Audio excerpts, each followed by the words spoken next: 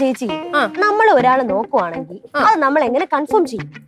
നീ ഒരു കാര്യം ചെയ്യും, അവരെ മുഖത്ത് നോക്കി വായിക്കോട്ടെ വിട്ടാ മതി. അപ്പൊ തിരിച്ചവര് വായിക്കോട്ടെ വിടുന്നെങ്കിൽ അവര് നിന്നെ ശ്രദ്ധിക്കുന്നുണ്ടെന്ന് അർത്ഥം.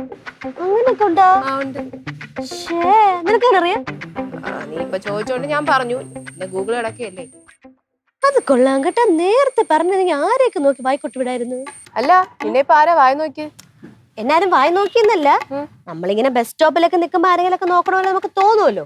ഓ, അങ്ങനെ സ്പെസിഫിക്കലി ആരും നോക്കിയൊന്നുമില്ല. അമ്മല.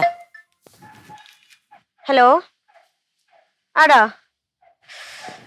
ഓ, അത് നാളെ ആയിരുന്നല്ലേ, ഞാൻ മറന്നുപോയി.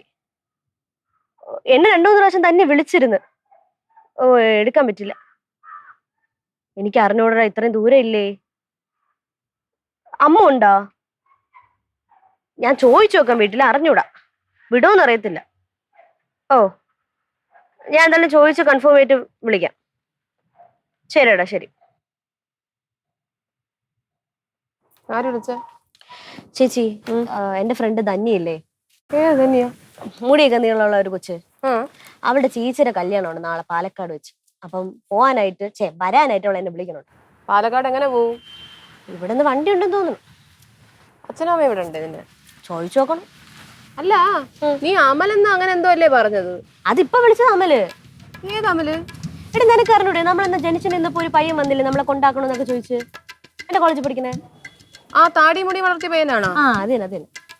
അവന്റെ പേരിലല്ലേ ഒരു പോലീസ് കേസ് ഒക്കെ നടത്താൻ? അതൊന്നും എനിക്ക് അറിഞ്ഞൂടാ. ഞാൻ ഒന്ന് വെള്ളം കുടിച്ചിട്ട് വരാം. എവിടെ പോണെന്ന്? വെള്ളം കുടിച്ചിട്ട് വരാന്ന്. ആ.